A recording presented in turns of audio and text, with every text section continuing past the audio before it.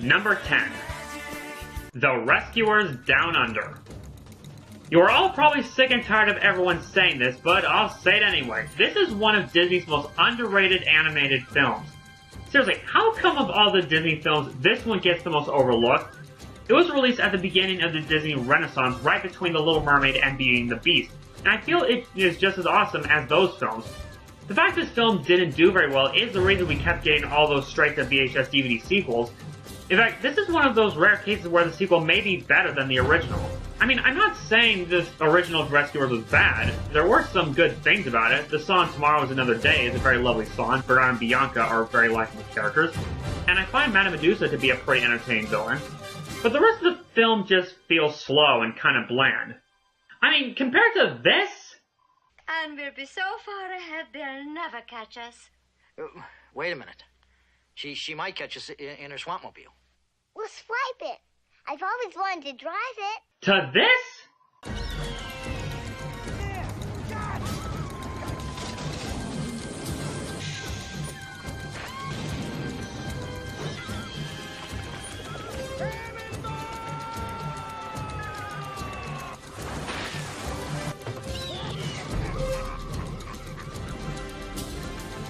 Let's say the sequel was a vast improvement. So what is it about this film that many of us believe deserves more attention? Well, for one, the animation. It is beautiful. Especially the opening with Cody and the eagle Merahote. I mean, just watch.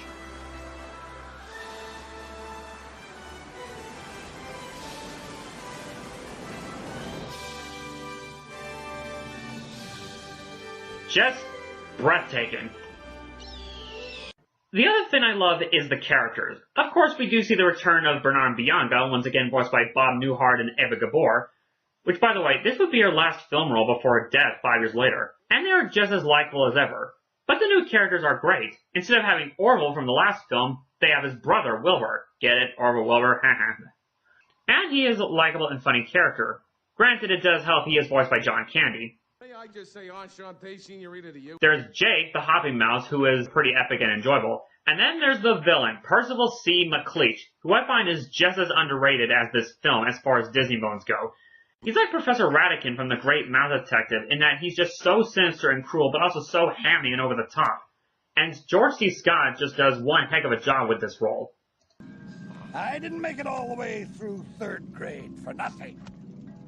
And finally, there's the action and the adventure. This is probably one of Disney's most action-packed animated film ever.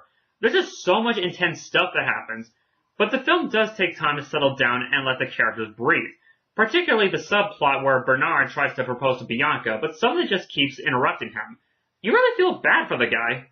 So, despite being just as awesome as many of the films that came out during the Disney Renaissance, how come it didn't do very well to the point where most people never heard of it? Well, some say it has to do with the fact it didn't do well during its opening weekend, so they took down any advertising of it. And the other reason is because it doesn't follow the traditional Disney formula. It's not a fairy tale, there are no songs, it doesn't have the cute animals, unless you consider the Rescuers. But you know, people, that's not what it's supposed to be. It's meant to be this fun action and adventure flick. And I feel that they really outdid themselves with it. Fortunately, as of lately, people are starting to become more aware of this film's existence and are acknowledging it as a Disney classic. Which is good. The Rescuers Down Under. It's fun, it's intense, it's action-packed, it's a Disney adventure story at its best.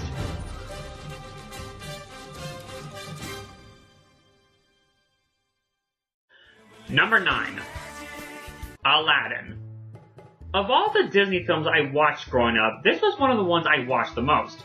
Along with The Jungle Book and The Aristocats. And it wasn't just this film, I watched the sequels and the TV series as well. And can you blame me? Much like Peter Pan, this film has something for everyone. It has suspense, romance, sword fighting, magic, comedy, emotion, and so much more. Okay, let's talk about what I love about the film. First of all, of course, the animation. It's just so colorful and pretty to look at, and the lighting is just so perfect. Agrabah, while it doesn't look that much like Arabia, is still awesome. Then there are the characters. I pretty much love every single one of these guys. First, there's the villain, Jafar. Along with Maleficent, Scar, and Ursula, when people think Disney villain, this guy is what most people tend to think. And it's not hard to understand why.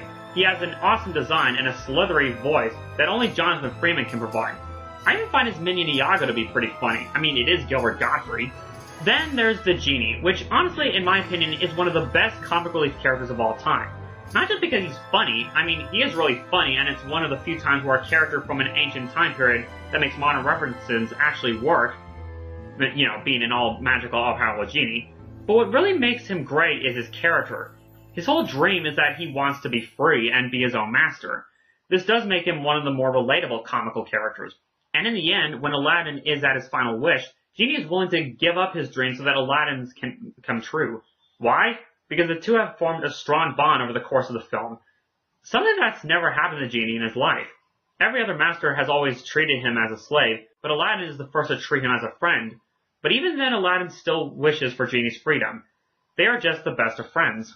Speaking of which, then there's Aladdin and Jasmine, which are probably my favorites in the whole movie. I love Aladdin for his wisecracking and mischievous, but still caring and protective nature, and I love Jasmine for her sweet and loving, but still strong and determined personality. Alongside Ariel, Jasmine has always been considered to be one of Disney's hottest female characters. And yeah, I'm not gonna lie, I always found her to be really attractive. Although it does feel kinda awkward once you remember this little detail. So, Jasmine's only 15 years old? Oh, how frightfully upsetting. Oh well, with that said, these two really make it for me. And they really do have great chemistry. They share their problems with each other and want to help the other with the situation they're in. And when you really think about it, this is probably one of the few times where a Disney couple doesn't get married after a day or 3 days. Sure, they fall in love within the time and decided they will get married, but when you consider the sequel, Return to Jafar, the TV series, which spanned for 86 episodes, and the third film, The King of Thieves, where they finally get married at the end, these two waited over a year or more till they finally got married. The songs, what can I say, guys? It's more of Alan Menken's work, and he did a really amazing job making these songs catchy and unforgettable. If I had to pick favorites, it would probably be You Never Had a Friend Like Me with its catchy beat and neat visuals, and A Whole New World for its beautiful melody. It's just a nice love song. So overall, Aladdin is just a fun movie that everyone seems to love, right? Well, unfortunately, once again, this film has spurred some controversy, and I would go into detail on that, but if you really want to know about it, go watch Animat's Top 10 Controversial Cartoons. He goes into it quite well.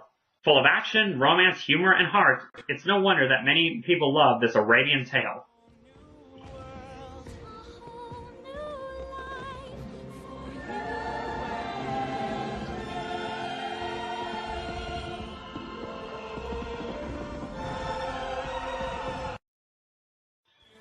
Number 8.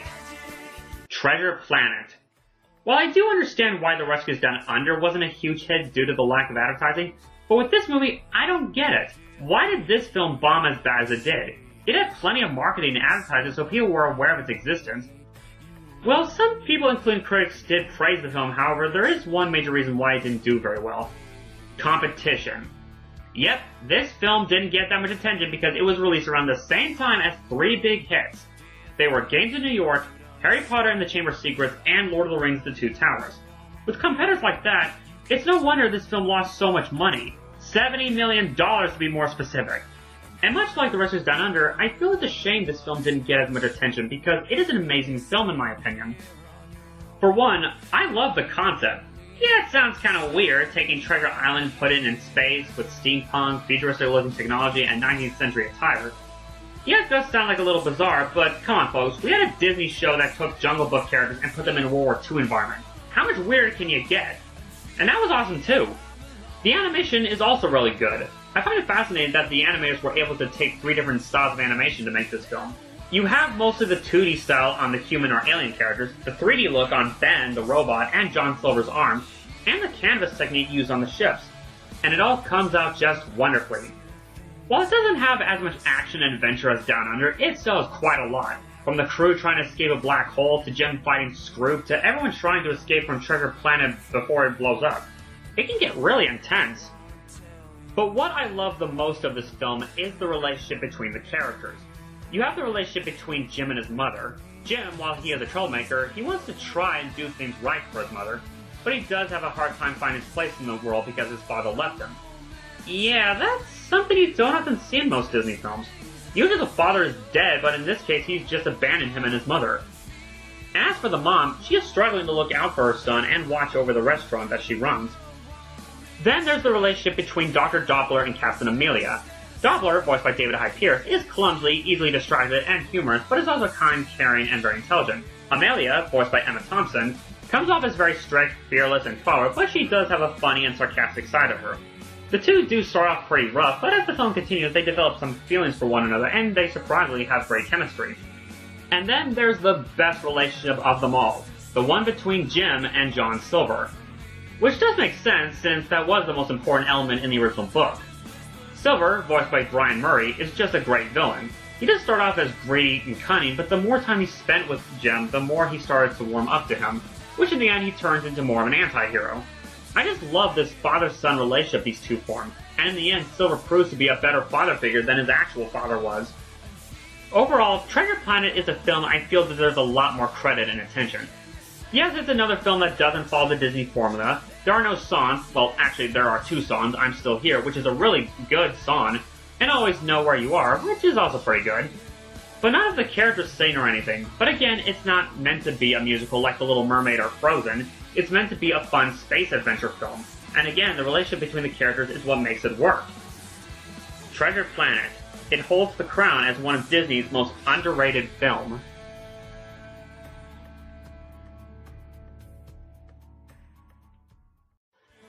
Number 7. Tangled.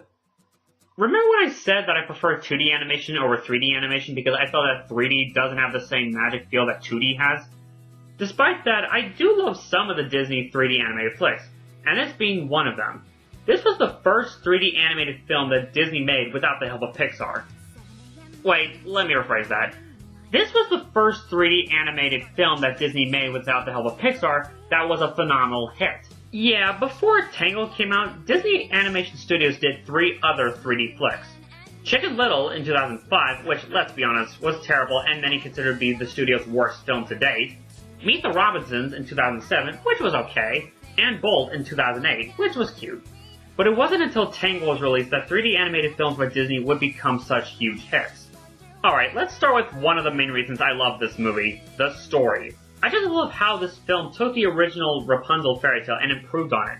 Like, why does she never cut her hair? Why is she locked in a tower? And what the film does with that is just brilliant. Then there's the animation. Doug Walker himself described this as being a 2D animated film in 3D clothing. And honestly, I highly agree on that. The way the characters, the buildings, and the backgrounds are all drawn makes it feel like something out of a traditional hand-drawn film. And then there are the characters. Flynn Rider is a hilarious, cunning, but also very caring and kind thief. Mother Gothel is an okay villain, but compared to Dr. Facilier in the last film, she just doesn't hold up. Pascal is a cute and funny chameleon who deeply cares about Rapunzel. Max has some of the funniest moments in the whole film. But the character that I love the most is Rapunzel herself. Why? Well, for starters, and I'm gonna sound incredibly silly for saying this, but she is freaking adorable! Seriously, try to watch 5 minutes of her and tell me you can't help but fall in love with her. She's kind, she's energetic, she's outgoing, she's compassionate, she's innocent, she's jumpy. She is just so wonderful. How can you bring yourself to say that you hate her?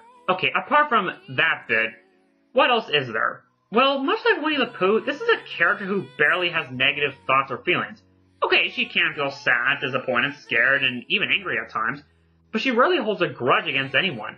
The other thing is, she represents the type of character I love in, well, a character, particularly female characters, the kind that doesn't judge others by appearances. This is clearly demonstrated when her and Flynn end up at the Snuggly Duckling. At first, she is intimidated by the patrons and thugs there, but once they start to talk, or in this case sing, about the dreams, she gets to know past their rough exteriors and see that they really aren't bad people. So yeah, wonderful animation, great story, lovable characters. This film just has it all, right? Well, kinda. I will agree with some people the film does have some flaws. One is the songs. Not that they're bad. Personally, I do enjoy I've Got a Dream and I See the Light. But the other is like When Will My Life Begin feels less like a Disney song and more like some generic pop song. It just doesn't fit with the setting and time period. And then there's the voice acting. While it doesn't bother me as much as it does other people, I will admit they could have used more work. Like Mandy Moore as Rapunzel just sounds like some pop star behind a microphone and not really into a character. I mean, compared to other voice roles in the past, Ron Williams was really into the genie, Jeremy Irons was really into Scar, Vincent Price was really into Ratigan. But here, I'm not exactly buying that she is really getting into her role. And again, she's not doing a terrible job. She is trying, but I guess that is what matters. The actors in the film at least tried, which is the least I could say for other films. Overall, Tangled is just a fun, cheerful, emotional ride that still holds up even after 6 years since its release. And it would only be the start of a lineup of some of the most successful 3D animated films of all time.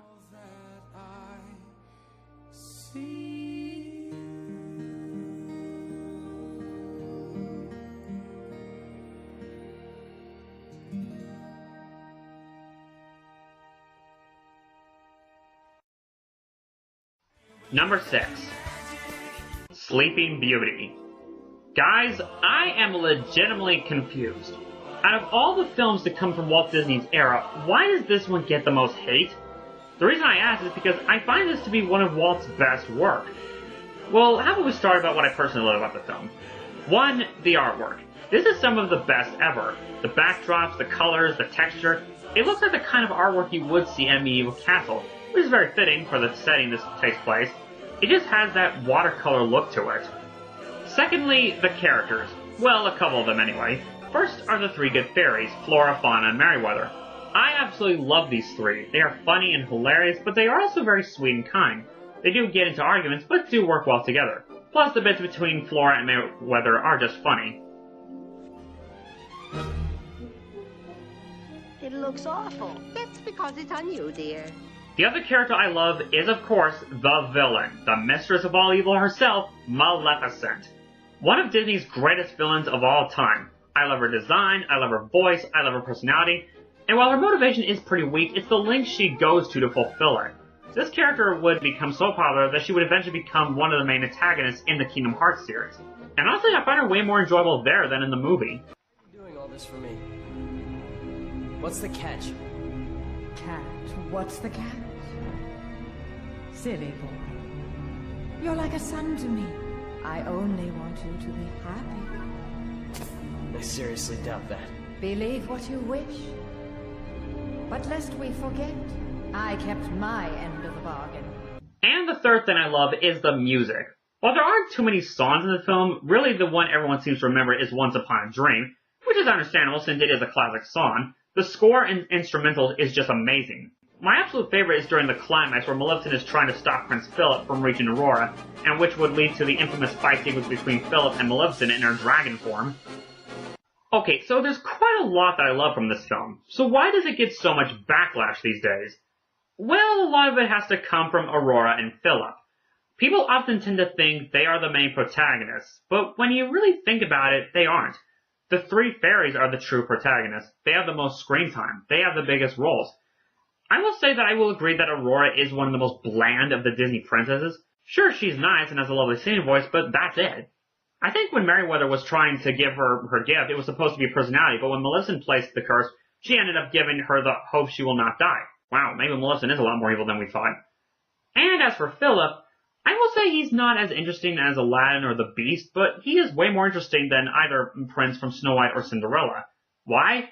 Because he makes wisecracking remarks to his horse, he goes all out to save his love, he fights and defeats a fire-breathing dragon. What did the other princes do? Nothing! This prince actually fought for his love. Also, people often complain that the story is weak, and while, okay, it isn't the strongest amongst the other movies, but I don't think that's what the movie is supposed to be.